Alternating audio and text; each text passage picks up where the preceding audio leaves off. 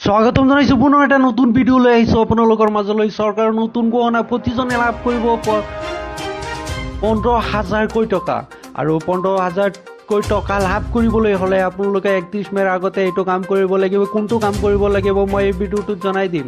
আৰু কেতিয়া হ'ব CBSE দ্বাদশ শ্ৰেণীৰ পৰীক্ষা আৰু কেতিয়া গহনা কৰা হ'ব পৰীক্ষাৰ দিন সবিশেষ সকলোখিনি তথ্য দি দিম। ভিডিঅ'টো স্কিপ নকৰিব, একেবাৰে শেষলৈ চাই থাকিব।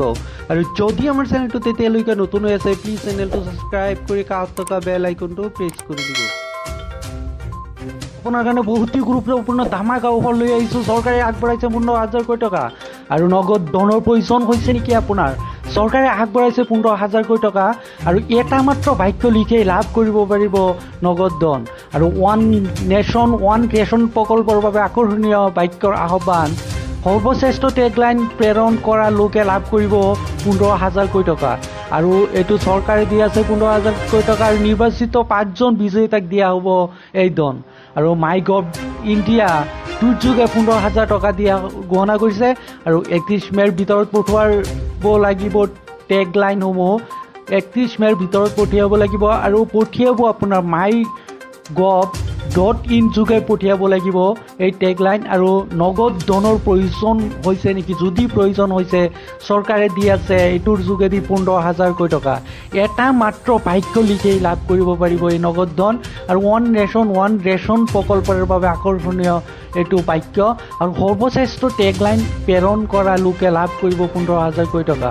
নিৰ্বাচিত 5জন বিজয়ীতাক দিয়া হ'ব এই ধন আৰু মাই govt ইণ্ডিয়া দুৰ্যোগে 15,000 টকা দিয়াৰ কথা ঘোষণা কৰিছে আৰু 31 মেৰ ভিতৰত পঠিয়াব লাগিব এই টেগলাইন আৰু my.gov.in যোগে পঠিয়াব লাগিব টেগলাইন হ'ব আপোনালোকে নিৰ্দিষ্ট আৰু my.gov.in যোগে পঠিয়াব লাগিব এই টেগলাইনসমূহ। আৰু আপোনালোকে যিটো দেখিবলৈ পাইছে দুৰ্যোগে যিটো ঘোষণা কৰিছে my.gov ইণ্ডিয়াৰ যিটো ৱেবছাইট আছে এই ৱেবছাইটত নিৰ্দিষ্ট ৱেবছাইটত যোৱাৰ পিছতহে আপোনালোকে পঠিয়াব লাগিব যে ওৱান নেশ্যন ওৱান ৰেচনৰ প্ৰকল্পৰ বাবে আকৰ্ষণীয় বাক্যটো পঠিয়াব লাগিব।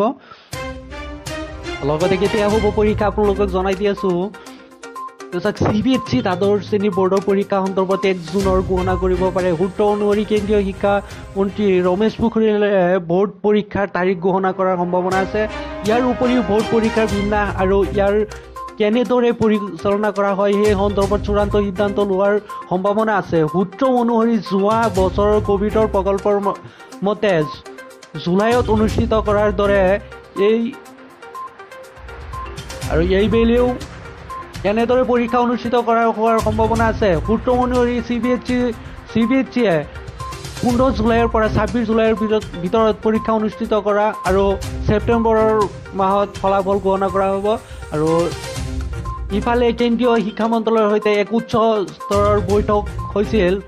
তাৰ পিছত 22খন ৰাজ্য কেন্দ্ৰীয় শাসিত অঞ্চলে দ্বাদশ শ্ৰেণীৰ পৰীক্ষাৰ অনুষ্ঠিত কৰিবলৈ আহ্বান কৰিছিল, কিন্তু 4খন ৰাজ্য দিল্লী, মহাৰাষ্ট্ৰ, গোৱা আৰু আন্দামান আৰু নিকোবৰ পৰীক্ষা অনুষ্ঠিত কৰাৰ আগতে পৰীক্ষা আৰু শিক্ষকসকলৰ টীকাকৰণৰ দাবী জনাইছে।